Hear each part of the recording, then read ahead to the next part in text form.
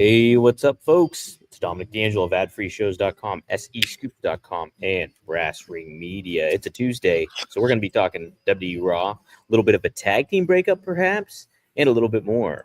But I'm here with Robert Karpelos, my tag team partner, WWE Creative _ish. Robert, how are you this morning or Dom, afternoon now? Dom, are we the tag team that's breaking up? Is this how you're Oh my telling me in God. front of all these people? Could you imagine that? What a ball drop that would be, man. Am I finally free from whatever monkey's paw has trapped me in this world? Oh, man. This box that I live in. Let's say hi to some of the folks who are joining us here today. Willie Thornbrew says Travis Scott was supposed to be involved in the finish of Backlash, but he's still on his way to the ring. He left tickets for Bill Buckner, but he couldn't pick them up. How about it? E says, "Was up."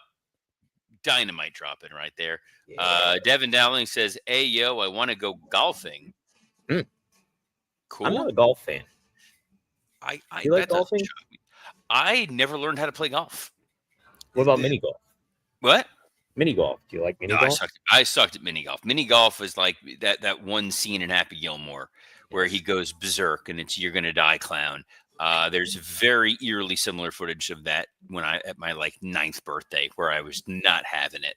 Oh man. No, mini golf's not my thing. Golf is a sport where there's a lot of financial investment right up front because you got to get the clubs, you got to go out to the course, and everyone said, "Oh, you need golf for business. You need to learn this skill." When I was at college at the University of Florida, the greatest university on the face of God's green earth, they actually taught a golf for business course where they were going to Really? teach you both golf and negotiation skills. It was impossible to get into this class.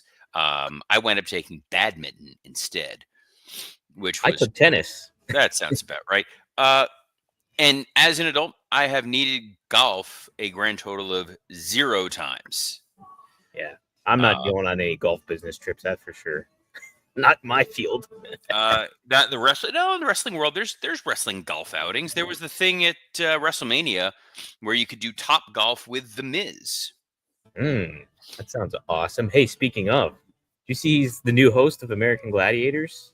Yes, that was exactly what I was going to. Lead off with? Sorry, what? No, I imagine it was going to be awesome. He is absolutely the guy for that role. It's gonna be.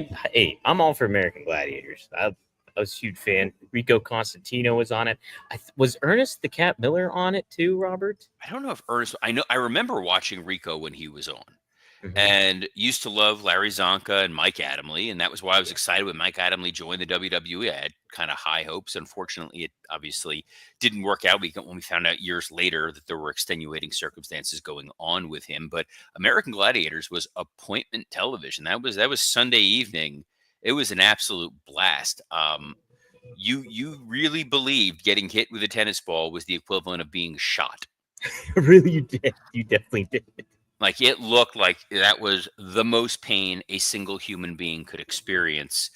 I wish I had a way to transition that, and I didn't. I don't Well, know what we're speaking gonna of tee up. appointment television, Oh, Robert. I was gonna go with biggest pain, but actually, I was going somewhere with it. And you trampled on it, but I'll tell you, a bigger pain than getting hit with a tennis ball. And guys, that's if you've got a pair of jeans that don't fit you properly. That's why we're going to be talking to you about the perfect jeans. Let's be honest, most jeans weren't made for your body type in mind, especially if you're a bigger guy, you got some meat on the bones. You're a typical wrestling fan. While I was at WrestleMania, I saw that. The great thing about perfect jeans is going to be adjustable in 6 different fits, 13 washes, and waist sizes up to 50 inches in length. They go up to 50 inches in width, length 30 up to 36 inches. Easy for me to say. Over 30,000 5-star reviews. Take that, Rob Van Dam. The great thing about Perfect Jean, I've talked about on here. I got a pair of Perfect Jeans back early last year, and just got a more recent pair, 70 pounds down. They all fit amazing. You customize it, you tailor it. You're never going to wear a better pair of jeans. They look great on a day-to-day wear. They look great if you want to wear them out for somewhere more formal. And the best part, it's finally time to stop crushing your balls in uncomfortable jeans by going to theperfectjean.nyc. Our listeners get 15% off your first order, plus free shipping, free returns, and free exchanges when you use code RUMOR15. The free exchanges, by the way, is huge. It gets shipped to you. You try it for whatever reason. You're thinking it's a little too big, a little too small, a little too short, a little too long. You ship it back. They're going to get it for you. It's going to feel right. Remember, that's 15% off for new customers at theperfectjean.nyc with promo code RUMOR15. After your purchase, they're going to ask you where you heard about them. Please support our show and tell them we sent you. This is what they tell me is mandatory to say, and I'm not going to use all the Marcus D'Angelo salty language, but you need your jeans and get your khakis and get the perfect jean. Yeah. Get those khakis the F out. Get them the F out. Hey, did you want to get the F out with WWE Raw last night? We had the follow-up show from Backlash. Robert, overall, did the show deliver for you? It was a fine 2.5-hour show. It definitely felt somewhat anticlimactic at the very end. I know there were a lot of people who seemed to think we were going to get Kairi Sane, we were going to get Asuka, we were going to get some sort of revelation, because it's great that they let the women have that main event slot on Raw, and that it wasn't a traditional, Io Sky versus Rhea Ripley obviously is going to main event. But if you're allowing Roxanne Perez and Julia, who are NXT talents, main event an episode of Raw, that is pretty historic. And we kind of thought maybe there's going to be some post-match something, miscommunication between Io and Rhea, a situation where the other women of Damage Control come out. Maybe another party decides that they're going to interject in some way, shape, or form. Instead, Raw just went off the air.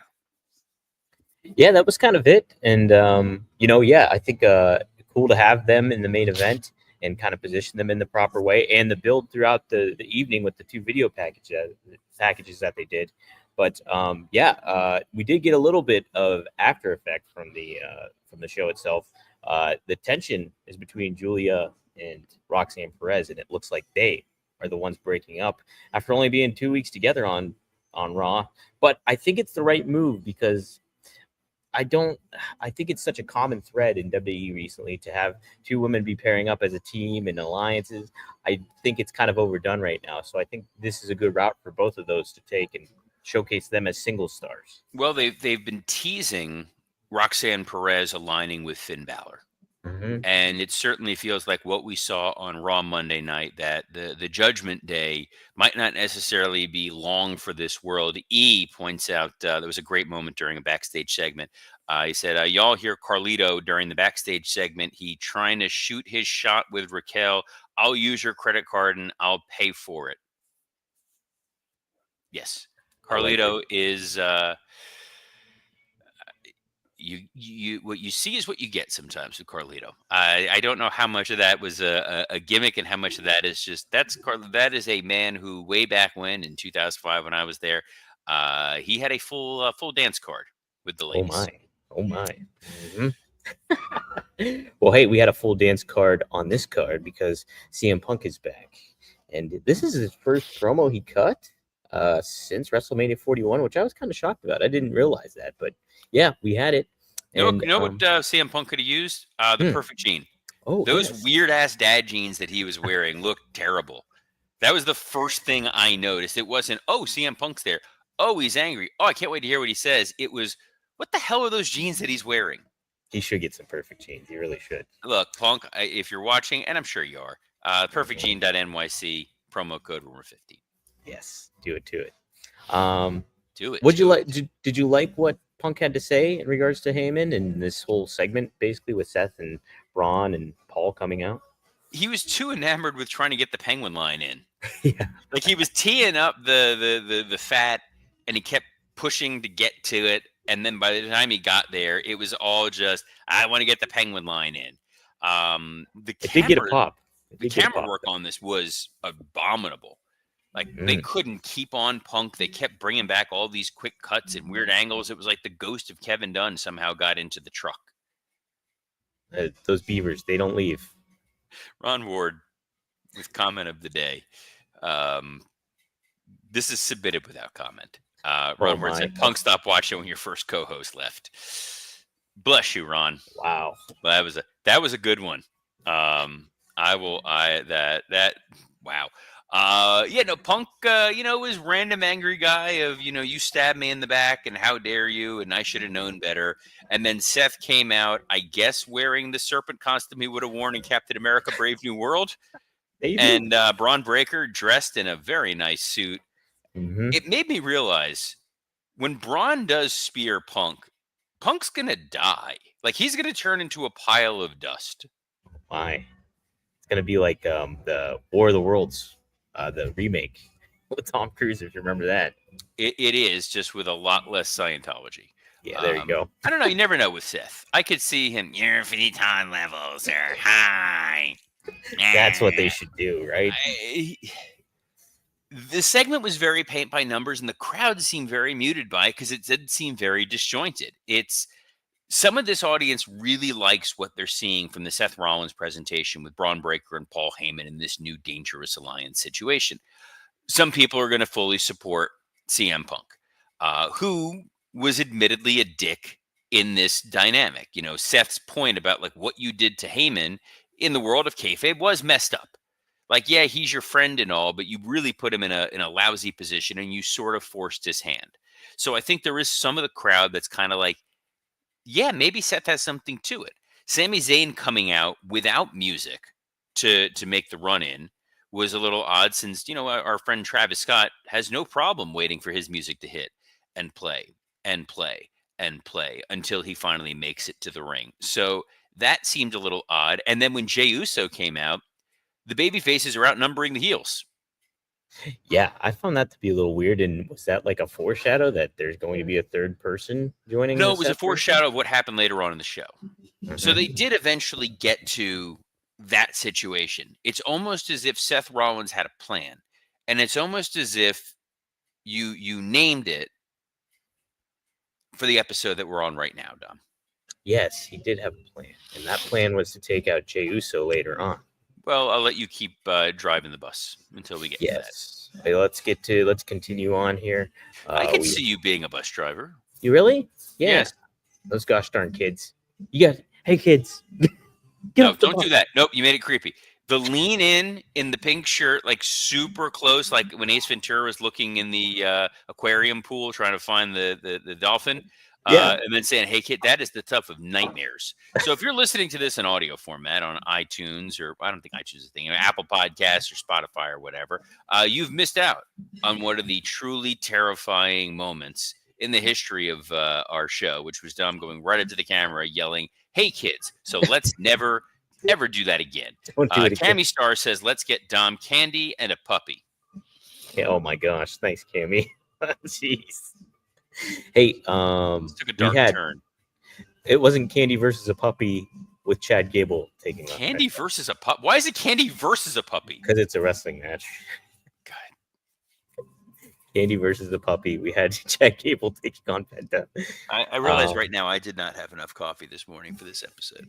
I've had too much. I think that's. I've seen that. That's why you're at Brick Jacket Lady Place. Yes, thank you. Penta versus Gable.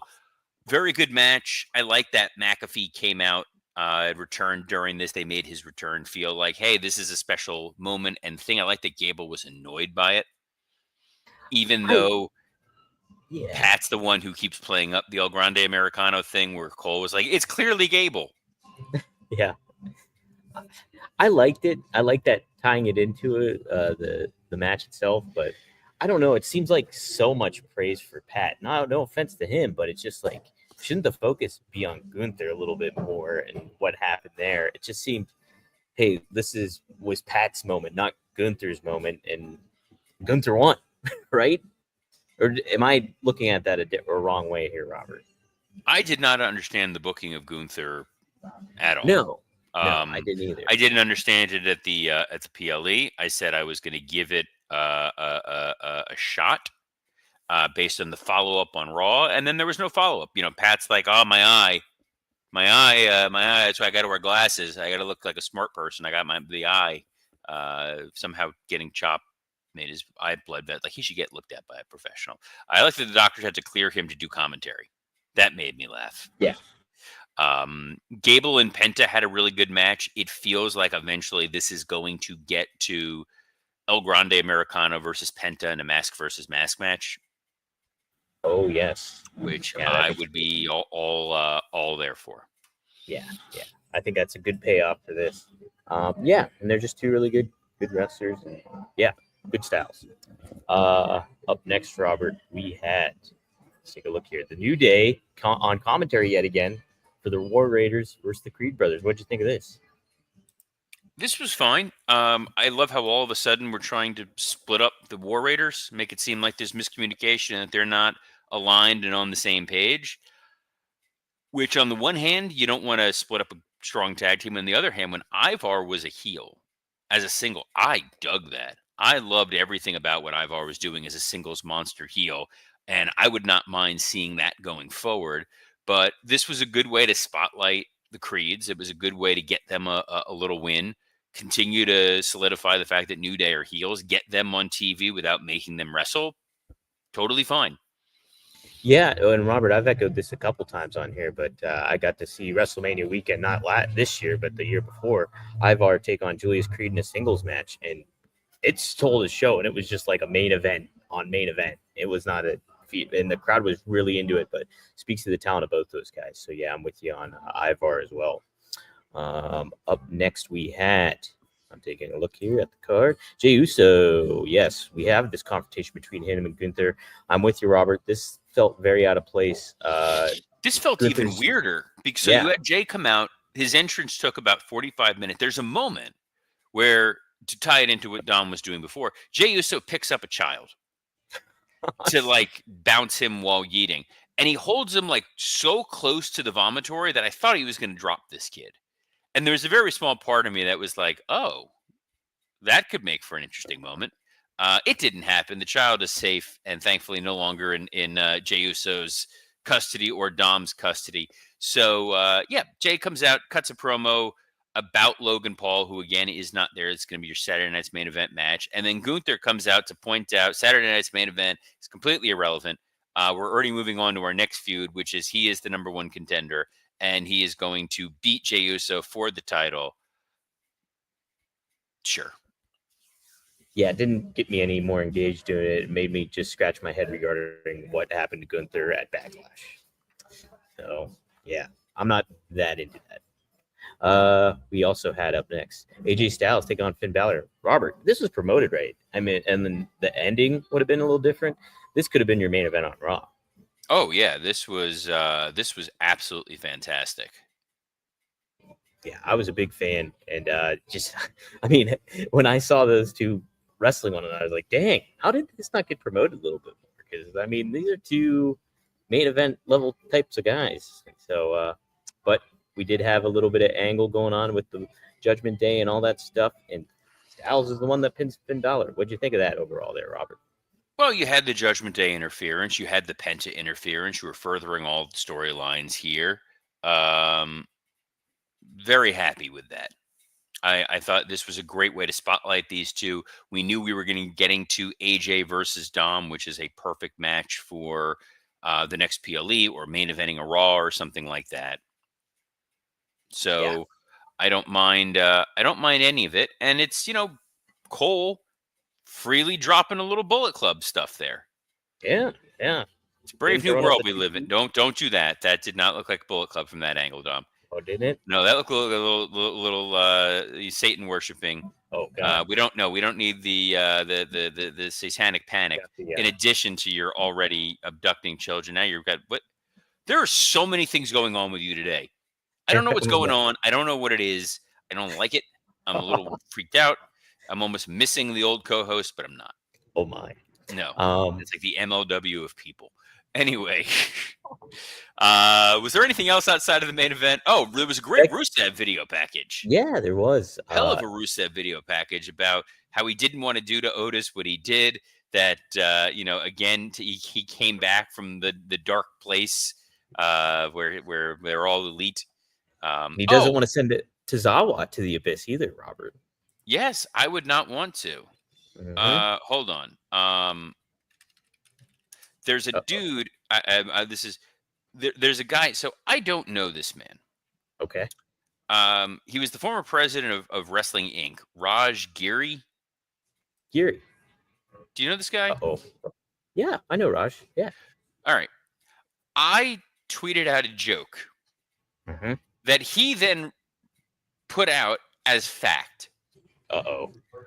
Well, that was a little bit of an uh-oh moment right there. I had made a joke about there was the CM Punk Sami Zayn situation where they were sitting in stalls Okay. in the locker room, and it was Sammy trying to convince Punk that you can trust him. So the line that WWE creative _ ish on X, whatever brilliant minds spring that forward, had tweeted out, "You can trust me. I have my own bank account."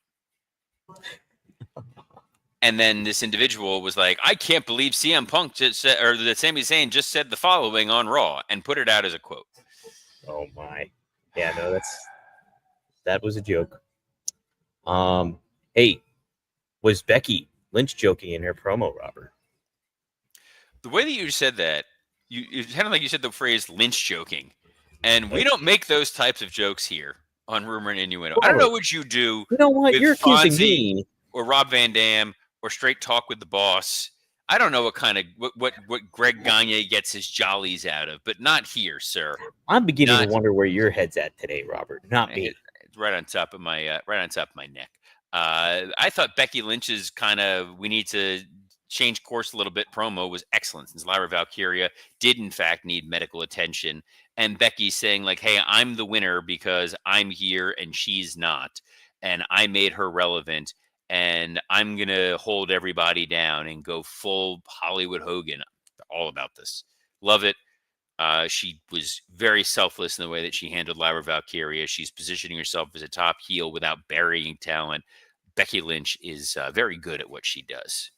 She very much is. Yeah, definitely doing her job. E says RVD keeps you in line. Greg and Magnum let you run wild. It's true. It is true. Well, yes, because the second one is just elder abuse. Hey, speaking of elder abuse, did you see what Hogan had to say on Errol Hawani? Did you catch that clip? By the way, the good rule of thumb is, if you're asking, did you see what Hogan had to say? The answer is going to be no. Unless you put it in the rundown and I read it, which it wasn't in the rundown, so I didn't read it. No, I don't go out of my way to go watch Hulk Hogan interviews. I don't like watching my childhood get furthered. It's like destroyed. It's like going to see your childhood home get burned to the ground. How big of a Hogan fan were you as a kid? That's why I got into wrestling as a little kid. Again, I'm born in '82. Yeah. So at around the age that you were discovering like Superman or Spider-Man, there was a Hulk Hogan cartoon. There was a Hulk Hogan action figure. There were Hulk Hogan pajamas. When Hogan and Andre happened, like, you saw clips of this on television. Like, this was a big deal. Hogan was a larger than life superhero. And that's what got you into watching wrestling. And growing up as a little kid in New York, it was on obviously all the time. It was on the weekends. It was on syndication. It was a part of kid culture. You went to school, kids had Hulk Hogan lunchboxes. Like, that was a big iconic figure. And then eventually that love of Hogan transitioned into a love of wrestling, and thankfully not a love of real American beer. Which every time I see those ads, I keep thinking, like, it's like a Mad TV parody. Like, it's that bad that it's Mad TV. It's not Saturday Night Live. It's not Chappelle. Like, it is Mad TV. Willie Thornbrew with a great moment here. He says, "Unfortunately, because I'm from Oregon, my childhood heroes were Billy Jack Haynes and Hulk Hogan." That is on you, Willie, because in the Oregon territory, you had the hot rod, Rowdy Roddy Piper. You could have picked the right side. You could have picked the right side. Once I learned where to align properly, that's when I was a Mr. Perfect guy. That was when I was like, that dude is it. And going back and watching the build up to WrestleMania 1, I realized, I absolutely would have been a Piper Mark if I was old enough as a kid. Like, he's the best. And you know who's also the best is I don't know what we have next in the story. I was going to give you a chance to transition. The next we have is the best. DDP thinks Dom Mysterio might be the best babyface going in the near future, Robert. Agreed. Yes. Dude, Dom Not you, Dom, the good Dom, the one Oh, that's not problematic. the dirty one. The less problematic one. I agree with E. Marcus D'Angelo is the best. Wow. But yeah. Well, no, she went as a baby face because she saw Marcus D'Angelo's baby face promo from a couple weeks ago. Just propagating, using his child to get over. Who doesn't do that? As opposed to Dom, who used his dad to get over. No, Dom doing the little bit about not understanding time zones, being the aloof, cocky guy who only eats chicken tenders. Like, there's something where I can absolutely see the younger audience gravitating to Dom. He's got a very weird Gen Z detached. I'm kind of here, but I don't really care. Devin Dowling says Dom D'Angelo is the number one babyface in R&I history. Of the three people who have ever been on this show full time, Dom is by far the biggest babyface. Yeah. I am not as nice in real life as I seem here. Mm. Well, so you think there's a very, very high ceiling for Dom as a big time babyface in WWE? Yeah, because he's lovably goofy and obnoxious, but you don't want to see him get like killed. Yeah, As a heel, right. you kind of want to see him get the snot beat out of him, but once he kind of comes around a little bit, I think he's a guy who's like you could feed him to Gunther. Absolutely. Literally, Gunther could eat him. Did you happen to see the clip after he won the Intercontinental Championship? He's backstage and he's like taunting Scott Steiner, Sami Zayn. I think it's Joe Hendry's the other person. I don't know. But great stuff. I loved working with Dom when he was a little kid. I loved him on Modern Family, and I love him now. I think he's great. I think you're great, Dom. I think the other shows that you produce are excellent. We touched on those. Straight Talk with the Boss with Magnum TA and Greg Gagne and the Four Horsemen Network, as well as your Rob Van Dam show, where I would imagine you're going to be talking Sabu this week. Yes, we will. We will be covering it. We might have a very special guest on there as well, too. I don't want to spoil anything, but we have somebody on tap. So I love how you're kayfabing me on the guest. That's amazing. Yeah, off the air. I'll be recording Working Stiff with Mr. Scott Chaplin this Thursday. We recorded a Patreon yesterday, which is up, right, Dom? Mm-hmm. It's up. It was a great episode. We went in depth on Backlash and had a blast. And I will tease. It looks like I was getting texts while we were doing the show. I may have a guest next week on Working Stiff. We rarely have guests on that show, and they need to be big. And this one from the entertainment world, pretty damn big potential guest. All I will say is, in 1 month's time, he may have a Tony Award. That's all I'm going to say. I'm excited to be on, Robert. I can't wait to be on Working Stiff this week. Yeah. The absolute. Oh God. Just all right. I'm going to be nominated. For reasons that I can't quite understand, because clearly in a past life, I was a terrible, terrible human being. Like I must have been a lion that ate a child in a previous life to wind up stuck here. But you can catch me here with every Monday through Friday on a plethora of platforms because we are unavoidable like herpes. You can catch us on X at WWCreative_ISH or at Dominic D'Angelo or at SE Scoops, where this streams on there. You just open up the app and boom, there we are. Or you can watch us live on YouTube on Rumor and Innuendo, ad-free shows, and Working Stiff. So on behalf of whatever the hell is going on in the other box, Dominic D'Angelo, I'm Robert Karpelis. Best of luck in your future endeavors. I did take Valtrex, not for herpes, but for shingles.